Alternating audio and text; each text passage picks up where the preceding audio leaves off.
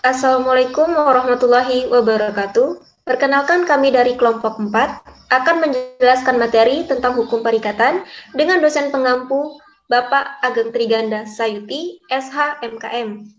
Sebelumnya, kami akan memperkenalkan anggota kelompok kami terlebih dahulu. Saya Kurniani dengan NIM B100 2008. Saya Suminten Simamora dengan NIM B100-202-26. Dan saya Loli Devi Lumban Batu dengan NIM B100-200-83. Baiklah, sekian perkenalan dari kelompok kami.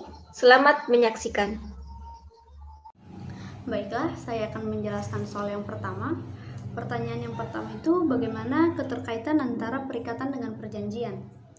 Dimulai dengan pengertian perikatan, bahwasanya perikatan adalah suatu hubungan hukum dalam lapangan hukum harta kekayaan antara dua pihak yang menimbulkan hak dan kewajiban atas suatu prestasi. Lalu pengertian perjanjian menurut pasal 1313 KUH Perdata, yaitu perjanjian merupakan suatu perbuatan di mana satu orang atau lebih mengikatkan dirinya terhadap suatu orang atau lebih.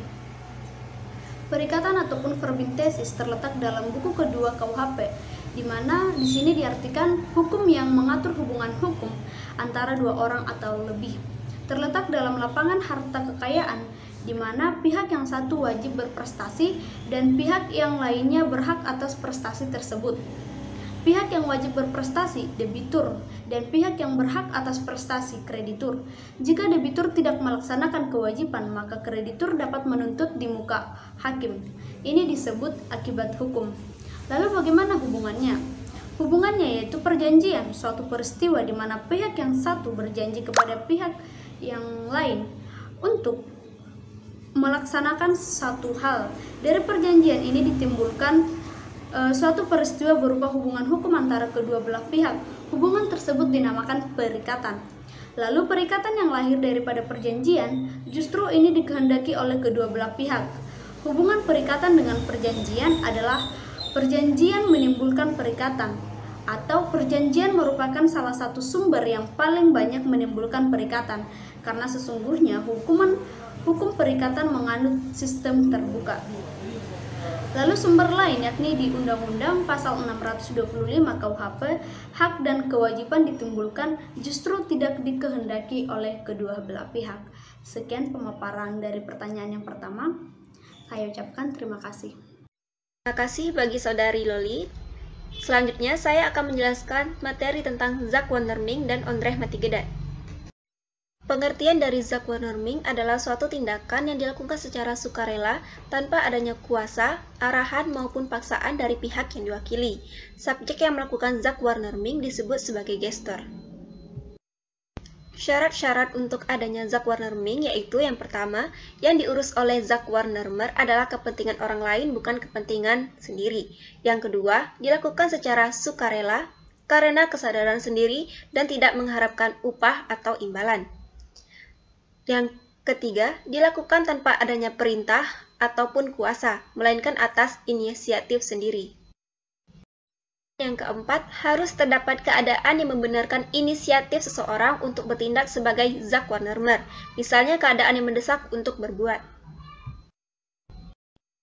Adapun beberapa pasal yang mengatur tentang Zakwannerming yaitu terdapat pada pasal 1354 BW, yaitu jika seseorang dengan sukarela tanpa ditugaskan mewakili urusan orang lain dan atau tanpa setahu orang itu, maka ia secara diam-diam mengikatkan dirinya untuk meneruskan serta menyelesaikan urusan itu. Hingga orang yang ia wakili kepentingannya dapat mengerjakan sendiri urusan itu. Ia harus membebani diri dengan segala sesuatu yang termasuk urusan itu. Ia juga harus menjalankan kewajiban yang harus ia pikul jika ia menerima kekuasaan yang dinyatakan secara tegas. Selanjutnya yaitu terdapat pada pasal 1358 BW, yaitu orang yang mewakili urusan orang lain tanpa mendapat perintah tidak berhak atas suatu upah. Contoh dari Zakwannerming yaitu Tony adalah penjual gorengan dan Anton adalah penjual mie goreng di samping tempat Tony berjualan. Saat siang hari perut Tony terasa sakit dan segera bergegas ke toilet tanpa menutup tempat jualannya terlebih dahulu. Tak lama setelah itu, 1 jam kemudian, ada pembeli datang ke tempat jualan Tony. Namun, Tony belum kembali dari toilet. Sehingga, secara sukarela, Antonlah yang melayani pembeli gorengan tersebut dan menyimpan hasil transaksi gorengan sampai Tony datang. Selanjutnya, saya akan menjelaskan pengertian dari Ondrej Matigedat. Ondrej Matigedat atau perbuatan melawan hukum adalah segala perbuatan yang menimbulkan kerugian yang membuat korbannya dapat melakukan tuntutan terhadap orang yang melakukan perbuatan tersebut. Kerugian yang ditimbulkan dapat bersifat material maupun imaterial. Dalam hal ini, siapa yang melakukan suatu perbuatan yang bertentangan dengan hukum harus mengganti kerugian yang diderita oleh yang dirugikan karena perbuatan itu. Jadi, karena suatu perbuatan bertentangan dengan hukum, timbullah suatu perikatan untuk mengganti kerugian yang diderita oleh yang dirugikan. Asas ini terdapat dalam pasal 1365 KUH Perdata. Contoh perbuatan melawan hukum adalah pasal 351 ayat 1 KUHP yang rumusannya penganiayaan dihukum dengan hukuman penjara selama-lamanya 2 tahun 8 bulan atau denda sebanyak-banyaknya 4.500. Terima kasih Kurniani atas penjelasan soal nomor 2. Selanjutnya, saya Suminten Simamora, NIM B100-202-26 akan menjawab pertanyaan soal nomor 3. Soalnya, jelaskan perbedaan antara wan prestasi dengan perbuatan melawan hukum. Wan prestasi adalah suatu keadaan di mana seorang debitur atau berutang tidak memenuhi atau melaksanakan prestasi sebagaimana telah ditetapkan dalam suatu perjanjian. Wan prestasi juga dapat berarti kelalaian, kealpaan, cedera janji, tidak menepati kewajibannya dalam perjanjian.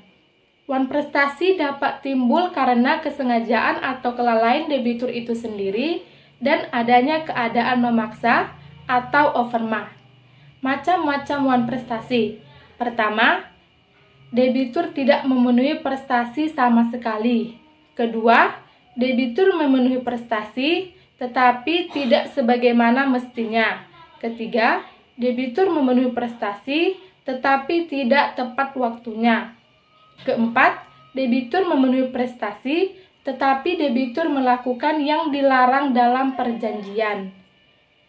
Suatu wan prestasi baru terjadi jika debitur dinyatakan telah lalai untuk memenuhi persyaratannya, atau dengan kata lain, wan prestasi ada kalau debitur tidak dapat membuktikan bahwa ia telah melakukan wan prestasi itu di luar kesalahannya atau karena keadaan memaksa. Akibat-akibat wan prestasi.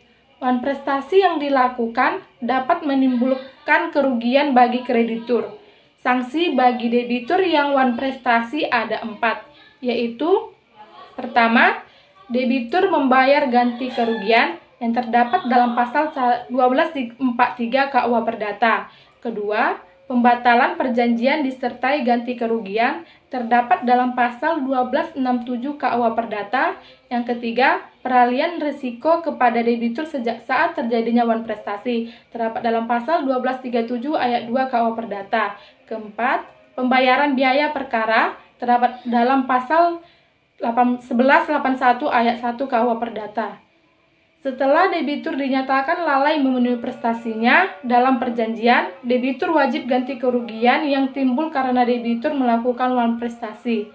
Menurut pasal 1246 KUH Perdata, ganti kerugian itu terdiri dari 3 unsur, yaitu: pertama, biaya; kedua, rugi; ketiga, bunga.